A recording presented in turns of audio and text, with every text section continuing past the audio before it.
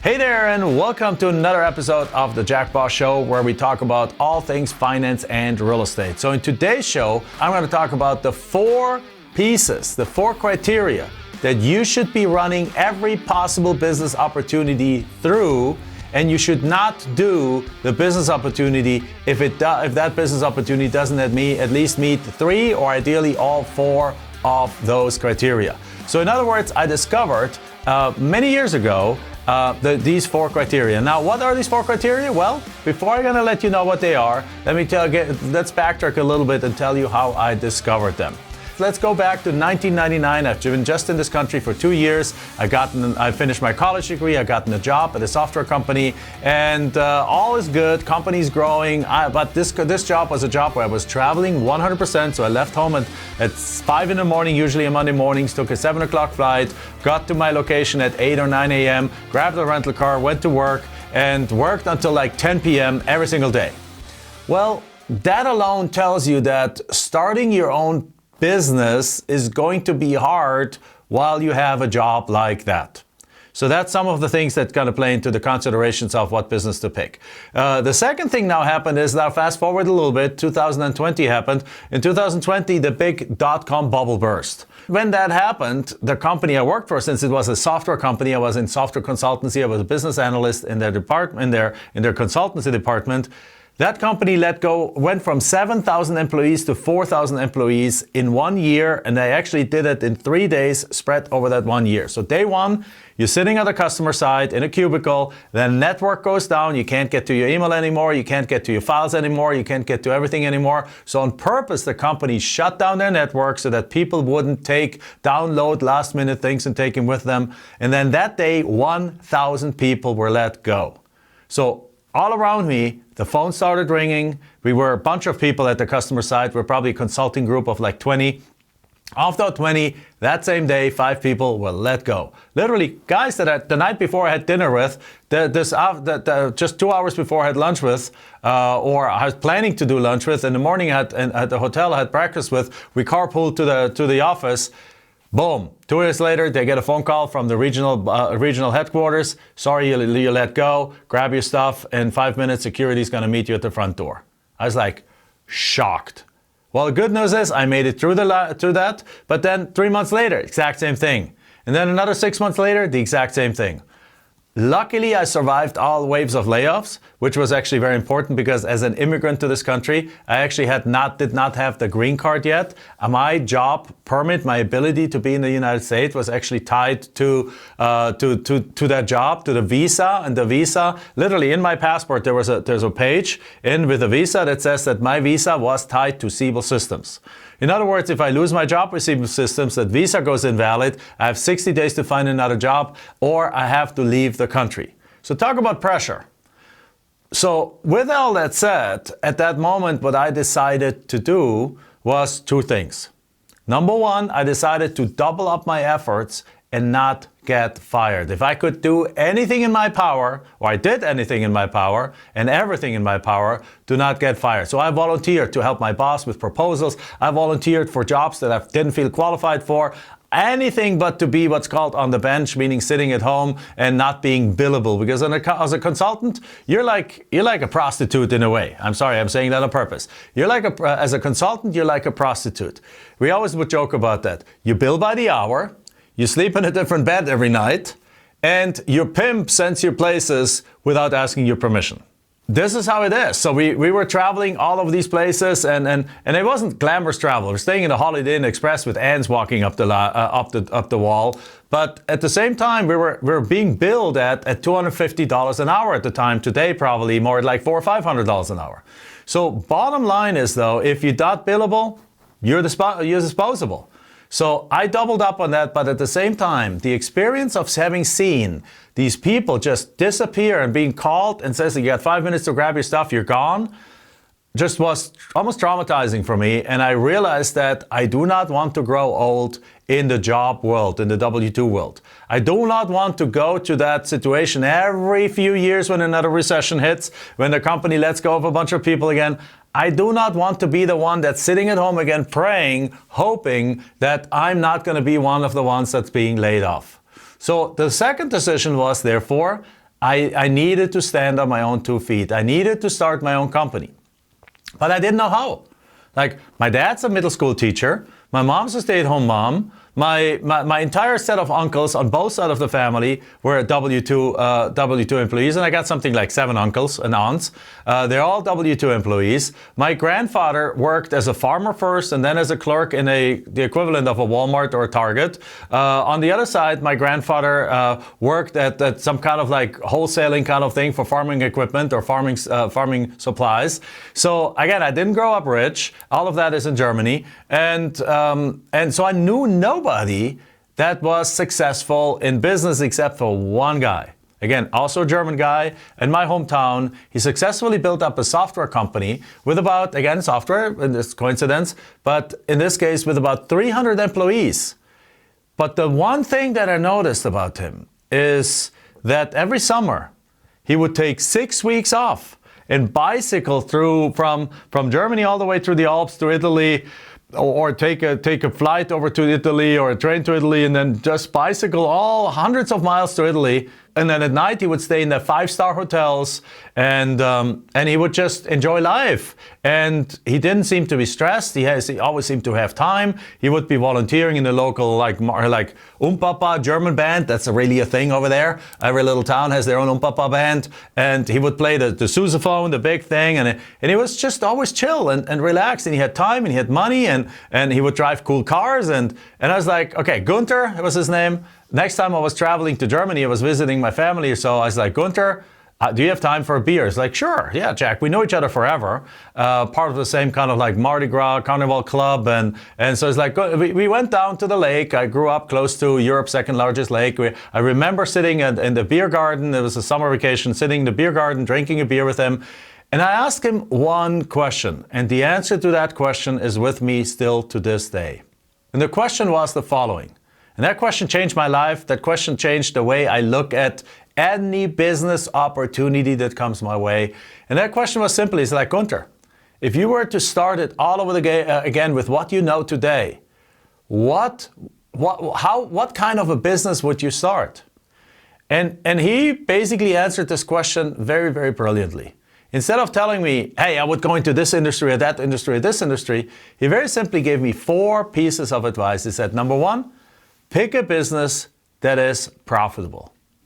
So right there, I'm sitting next to him, and I was like, have to kind of like smile because I knew nothing. Like, I'm a greenhorn. I'm green behind my ears. I have like no idea about business. I went to business school. I got an MBA, but that doesn't mean you know how to run or own a business. So I just was an employee, and I was working in that software company. So I basically say, okay, so Gunther, isn't every business profitable? And he just almost falls off his chair, and he's like, no, man. Do you know there's businesses out there that first of all, that rely on you working all day and all night, and number 2, that have a massive income limit. So let's for example talk about I don't know, let's say a diner. If you want to start a diner, well, guess what? And if you start it not as a billionaire where you can hire the team and a manager and everything, but you start the diner because you like serving people and you like cooking. Guess what? Who's going to show up at that business every day?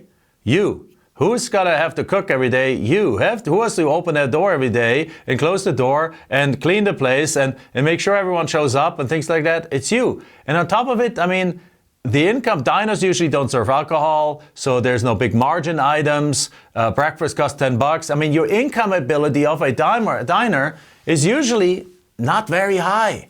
It's usually just, particularly a mom and pop diner, is just enough to make ends meet, and you're working your butt off. So I understand now, not every business is designed to be profitable. So be very, very careful what businesses you start with and really analyze it for its potential to actually make the money you want to make the money. If you want to make $1 million at the Subway franchise store, you got to own 10 of them. And if you own 10 of them, you have like something like 70, 80 employees at minimum wage that you have to herd like cats. And I don't know if that's the design of your business, if that's what you want to do to make $1 million. There's easier ways than that. So secondly, he said, number 2, he says, Pick a business that that doesn't require ongoing maintenance. In other words, that you don't have to be there. Let's go back to the diner. Obviously a perfect example. You have a diner and the diner makes a few $1,000s. You don't have enough money to hire a cook all day long, meaning that diner opens at 6 in the morning, perhaps it's a breakfast diner, and it closes at 3 in the afternoon or so. You are going to be the one cooking. You are going to be, or either you or your spouse is cooking, or you're serving, but you're taking an active role in that business. That means that if you want to take vacation for 3 weeks, diner got to close. And if diner's got to close, diner's not making money. So as a result, I mean, it makes obvious sense so that the diner doesn't even meet the first 2 criteria. So it's like, no way, don't open a diner. Now, you can open, like lately, I've seen a lot of, like, for example, breakfast restaurant chains picking up. And those are actually scalable. But you know why they're scalable? Because they have a money partner coming in that puts in the money, like big private equity companies are actually buying these things and building these things and expanding these things, because what they're doing is they're putting a regional manager in place, then they're putting local team members, they're putting a cookie cutter menu in place. It's a completely different model than you starting your own mom and pop kind of business. Right? It's a completely different thing. Can you scale diners? Yes, absolutely. Can you scale restaurants? Yes, absolutely, like Cheesecake Factory and things like that. But most people that start businesses like that, they don't have the skill set, they don't have the budget, they don't have the relationships, and they don't have the know-how to actually how to do that. Right? So are there ways to actually scale it? Yes, but most people don't know how to do this. So what does no maintenance mean? That you don't have to be there all the time. Now, then he said, like, well, if your business just fits these 2 first criteria, that it's profitable and you don't have to be there physically all the time and making decisions and adjusting and things like that, then you already have an awesome business, because you have a business that fits freedom number 1 and freedom number 2. And freedom number 1 is the freedom of money. And freedom number 2 is the freedom of time. Right, so you look at his business, his software business, was a business where he had enough people that he has a leadership team, he had a VP, a COO, he had sales team members, he had clear policies, he has clear criteria, and he also, in this case, had a couple of partners that were able to actually run the ship when he wasn't there. But it was a big enough company, and he was smart enough that he grew it up, built it up, and then he sold pieces of his company to people that come in, and they would run when he was able to take off. But the first years, he didn't have any of these four criteria either. The third criteria, then, he says, pick something that actually produces ongoing recurring revenue. So let's take another example, because what that means is that even if you have to stop your business for a little bit, income is still coming in. Or if you have a lull in revenue, your business income still coming in. So let's take another example for that. For example, you see that popping up right now a lot of in the HVAC space.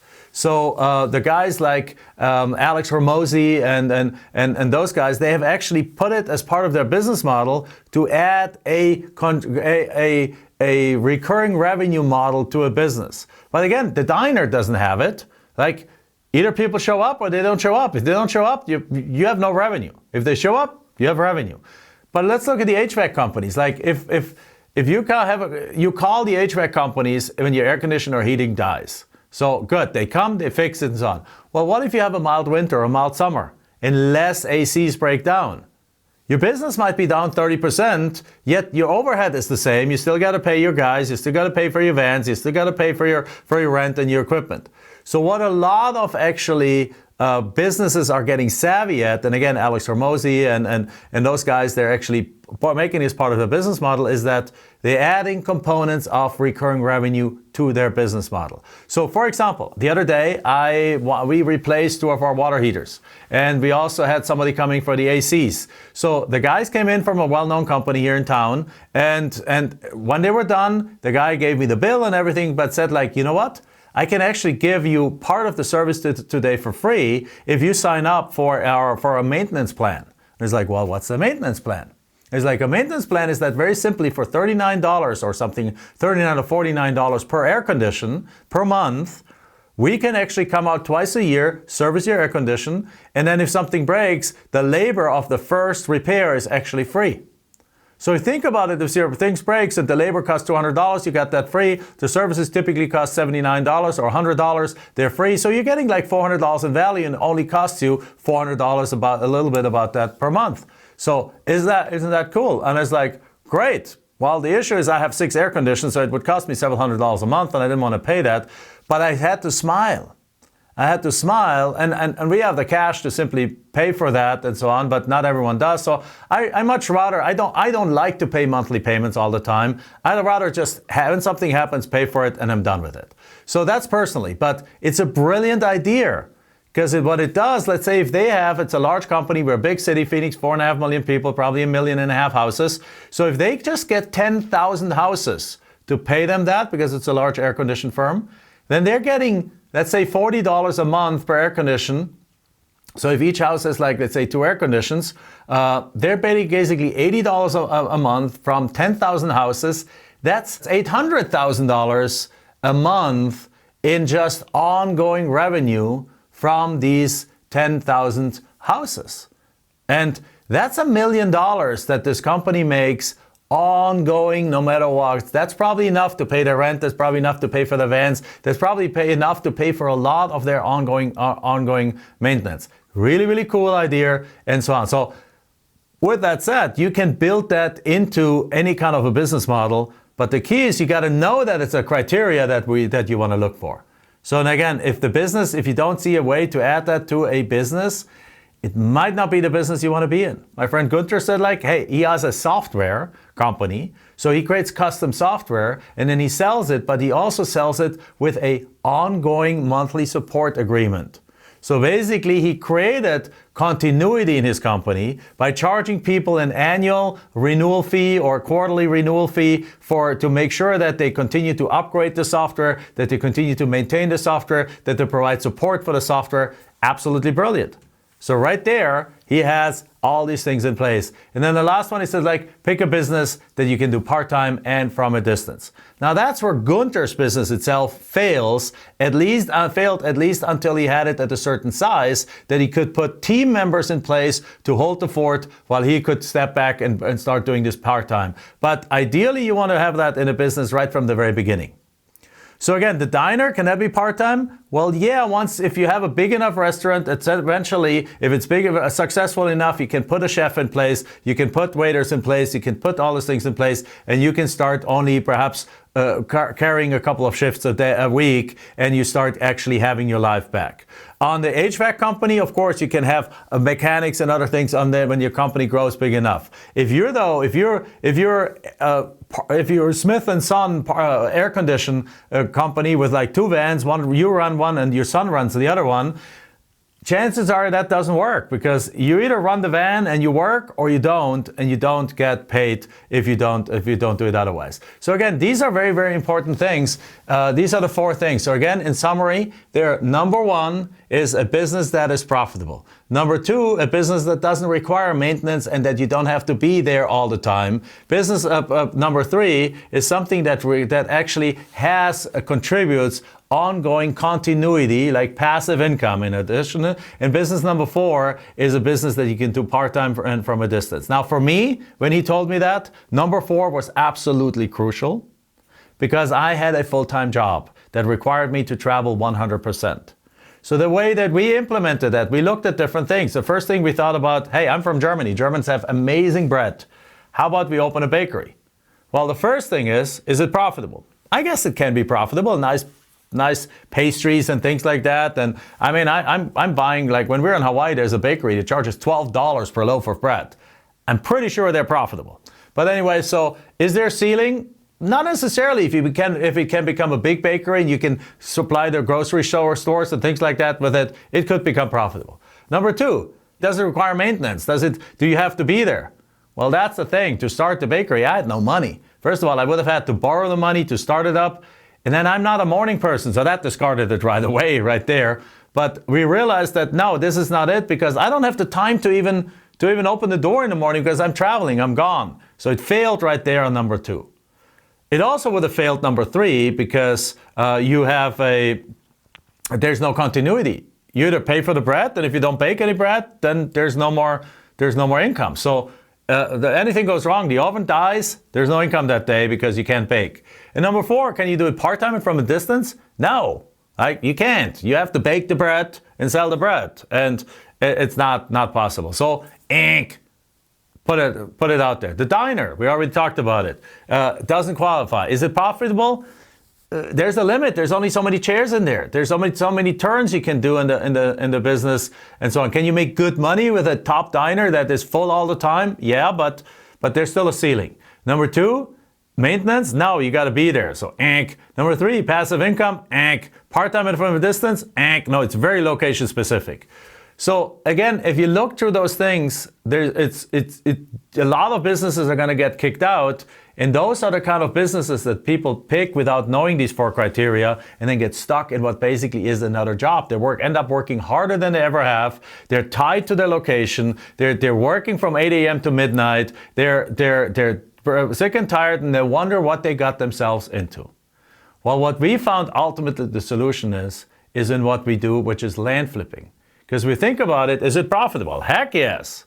Like, we've done deals with $100,000 profits in one deal. Right? We've built this to an 8-figure profit business over the course of 3 years. Absolutely. While taking 6 weeks a year off, while taking trips to Europe, and while spending lots of time with Michelle and I, with each other, with our families, and so on. So number 1, yes. Can you do it without having to do maintenance and things like that? Yeah. Because simply, Michelle and I did this together, and we could take our business with us anywhere. There was no machinery to maintain. There's none of the things. So we didn't have to be in a physical location to actually do it. Very important. Now today, when we go to Hawaii, to our condo, we take our business with us. We close deals from there. We close deals from Europe. We close deals from anywhere in the world. So number 2. Number 3, does it provide recurring income? Smacking yes. Right? Why? Because we sell a lot of our land with seller financing. So we're getting a down payment and we're getting monthly payments. Heck, we built our seller financing up to $71,000 a month in pure cash flow, almost all of it, or pretty much after a few payments, all of it profit. And so $840,000 for many months came and still come to our bank account without us having to do anything. So if we take a year off and do not a single deal, we're still having hundreds of thousands of dollars coming to the bank account. And many of our students are now doing the exact same thing and have built this up to the 6 figures, multiple 6 figures. And then number 4, can you do it part-time or from a distance? Absolutely yes. Like, I talked to one of our coaches this morning. She made $300,000 last year, and she never works more than 15 hours a week and spends 6 months of the year traveling all around the world, from Christmas in Kenya to summer in Hawaii to meditation retreat somewhere else to spring in Switzerland to you name it, to surfing in North Carolina, to swimming in Florida, you name it, all around. So again, right there is a business that qualifies for all 4 criteria. That's why I'm so internally in love with real estate. That's why I'm so internally in love, but not all real estate qualifies for it. If you do fix and flip, it's again location focused. Can you hire a manager on there? Of course. Ultimately, you can make all of those every business work kind of in that way if you scale it big enough. But then you have other kind of hassles to deal with. Very few businesses actually qualify for all the 4. But the thing is, you decide which ones are the most important to you, and then based on those, you can perhaps sacrifice one. But in an ideal world, you want to have all 4 of those. So that, again, what are they? Profitable, low maintenance or no maintenance, so you don't have to be there. So look, number 3, passive income, and number 4, do these deals from anywhere, and if you can, also part-time. Land flipping completes that. So if you're interested in that, very simply, give me a follow and watch our YouTube series called The 7 Days of Land Flipping under my account, Jack Bosch. And once you finish that, or if you're just already ready to learn more, then simply go to the link that we've got to put in the show notes, and you can learn more about how you can make that exact life happen, and you can build a business that actually qualifies in the exact 4 criteria that we have looked at, and that provide that life where you can have the profits, where you can have the time, where you can travel with your travel and be anywhere you want to be, and you can do it part-time and from a distance Plus, on top of it, very important, you have that recurring income that provides that stability in your life that allows you to take off if you want and not do any deals for half a year while still having all your bills paid and still having an abundance of money coming into your bank account. All right, with that said, thank you very much, and I'll see you in the next show.